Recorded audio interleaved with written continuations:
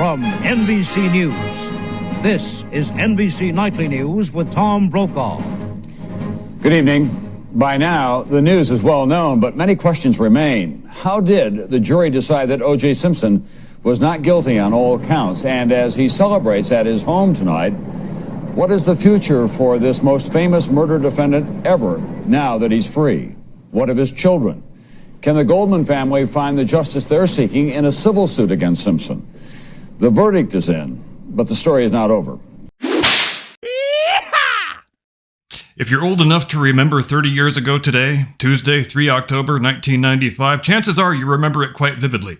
For 8 months, ever since February, the OJ Simpson murder trial had been the daily obsession of the entire country, to such an extent that it's difficult to describe or appreciate if you're too young to recall a world in which most people still didn't have the internet.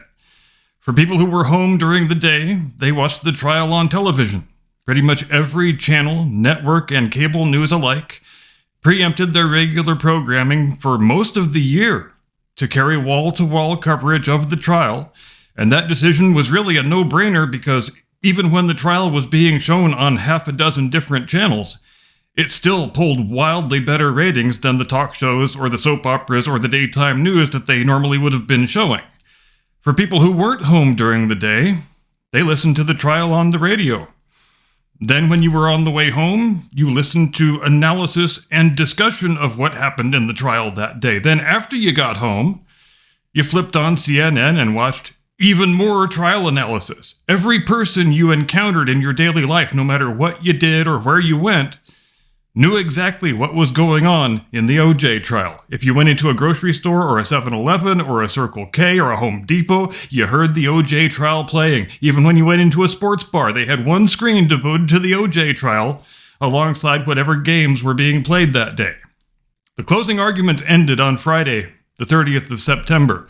On Monday morning, the 2nd of October, Judge Lance Ito read out the jury instructions, and the members of the jury retired to chambers around lunchtime for what everyone assumed would be a very long period of deliberations. All the expert legal analysts said the deliberations would take days at minimum, possibly weeks. But then the jury came back 4 hours later and they said, "We're done. We've got a verdict." We'll pick up the story on the other side of the open. It's Friday, the 3rd of October. This is Curmudgeon's Corner.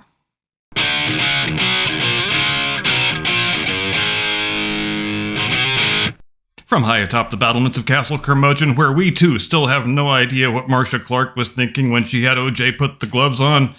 Good afternoon, Mr. and Mrs. America, and all ships at sea. Welcome to Curmudgeon's Corner. Let's talk about that afternoon of Monday, the 2nd of October, 1995. The absolute last thing anybody expected to happen was for the jury to come back just a few hours after their deliberations began, saying they already had a unanimous verdict. Many of the news reporters and the court personnel had already left town to go on holiday, thinking they had at least the rest of the week off. So they all had to rush back to the courthouse. Judge Ito reconvenes the court about 5 o'clock in the afternoon, and he tells everyone the jury says they've got a verdict, but we are not reading it out today. Let's all go home and get a good night's sleep. We will come back in the morning, and then we will read the thing out. It emerged only later that he had delayed the reading of the verdict at the specific request of the LAPD, because they needed more time to recall all of their personnel and call a tactical alert and get all of their riot squads into position, for it was thought by nearly everyone that there was a guilty verdict coming, since it was, of course, so screamingly obvious that Simpson had done the killings. And since Johnny Cochran had framed his whole defense around the idea that this was a white America versus black America thing, an endemically racist police department trying to frame up an innocent black man, and this narrative had inflamed the passions of black Angelenos.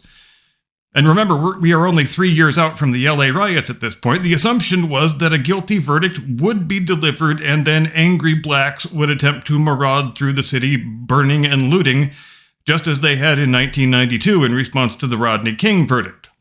And when the jury came back after just a few hours of deliberating, saying they had the whole thing sorted already, that assumption was heightened even more. Very few people anywhere thought the jury was going to come back within 4 hours with anything other than a guilty verdict. So, as the sun rose on Tuesday the 3rd of October, the conventional wisdom, the smart money, if you will, said that OJ was going to be convicted and there would follow several days at least of bloody urban riots, and everything that just got rebuilt after the last LA riots would get burned down again.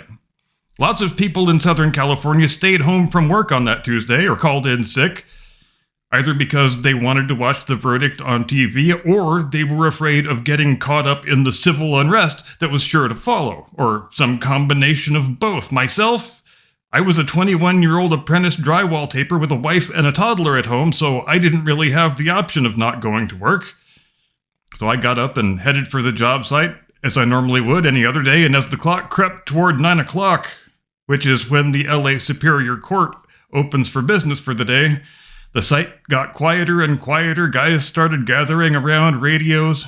Judge Ito gavels the court into session. He brings the jury into the room, and then he spends about an hour droning on and on and on about what's going to happen after the verdict is read. So it is not until 10:07 a.m. that this happens. Roll the tape, Jim Eagle. We, the jury, in the above entitled action, find the defendant, Orenthal James Simpson, not guilty of the crime of murder in violation of Penal Code Section 187A, a felony upon Nicole Brown Simpson, a human being, as charged in count 1 of the information. And I don't know what it was like wherever you were, but the sound I heard go up on that job site was unlike any sound I have ever heard before or since. It was some combination of disbelief, despair, sheer bemusement, like the local ball club had just lost the World Series in some totally inconceivable way. But in the black neighborhoods in Los Angeles, it was like Mardi Gras had just broken out. The fact that a man had just gotten away with a double murder was greeted with a wave of what can only be described as ecstatic, unbridled joy. And maybe that was the singular moment in which Dr. Martin Luther King Jr.'s dream truly died. Barack Obama did a great job of finishing it off, don't get me wrong, but I think the moment of that verdict was the moment when a lot of Americans realized we are living in distinctly different, bifurcated versions of reality, and which version of reality you live in depends solely on your skin color. You'll hear from a lot of Americans who grew up in the 80s and the early 90s that matters of race just weren't as big a deal back then as they are now, that racial tensions were not a part of everyone's daily lives in nearly the same way that they are here in the third decade of the 21st century. And that's a memo I am certainly willing to sign myself because it is the truth. And I am often amused whenever some purple-haired, multiple nose-ringed, neck-tattooed 20-something wokester tries to lecture me about how I grew up in some sort of oppressive white supremacist dystopia, and I always respond to that charge in the same way. First I laugh at them, good and long and hard, and then I politely point out that when I was 10, 11, 12 years old, Bill Cosby was America's TV dad. Michael Jackson was far and away the biggest pop star. Eddie Murphy was the king of the box office. Magic Johnson was the pro athlete every young boy wanted to emulate, the one who had all the biggest endorsement deals. Carl Lewis was the greatest American Olympic hero. So yes, sweet summer child, do tell me more about how I came of age in a terrible, awful, bigoted, racist wasteland. And it never occurred to any of us that those celebrities and role models were all black, much less that we should be bothered by it. It was something that we just didn't think about. And you know why? Because we had been subjected to positive and morally correct brainwashing. The kind of brainwashing that builds up a country and a society and a culture rather than tearing it down. People my age, right throughout our primary and secondary schooling, were taught to regard Martin Luther King as an American civic demigod and to regard his ideas as the correct roadmap for how to build a truly tolerant and pluralistic society. How often do you hear the name of Martin Luther King from black activists today? I'll tell you how often. 1 day per year, on the holiday that bears his name. And that's it. Kids in school today are far more likely to have their heads filled with the toxic racial politics of Louis Farrakhan and Robin DiAngelo and Ibram X. Kendi than with the ideas of Dr. King. And it shows. The evidence is everywhere, all around us. And it sucks. It wasn't until years later when the members of the Simpson jury began cashing in by writing books and doing TV interviews and so forth that we came to learn the not guilty verdict they returned that day didn't really have a whole hell of a lot to do with whether the defendant actually committed the murders of which he stood accused. which everybody with 2 brain cells to rub together has always known perfectly well he did. For some of them, they were sick and tired of being sequestered in a hotel, cut off from the outside world for nearly 9 months, and they just wanted to get the thing over with and go home and see their families. For others, they didn't want to be held responsible for the city getting burned down a second time, and they feared reprisals from the angry mobs outside the courthouse, which is, of course, a phenomenon we witnessed again just recently when Officer Derek Chauvin was falsely convicted of murder because a man in his custody expired from a drug overdose. For others, it was all about the race politics of the thing. They wanted to set this black man free to take revenge on what they perceived as an evil white racist society. For others, they didn't want to be the lone holdout that was responsible for the jury remaining sequestered for additional days or weeks or months, so they just went along with the not guilty verdict. But not a single one out of the 12 actually believed in their heart of hearts that on the night of 12 June 1994, Orenthal James Simpson didn't plunge a knife into the bodies of Nicole Brown and Ron Goldman until they were good and dead. And 3 decades later, our country continues to pay a heavy price for their collective moral cowardice. I am done. That's all I've got. See you next time. Get off my lawn.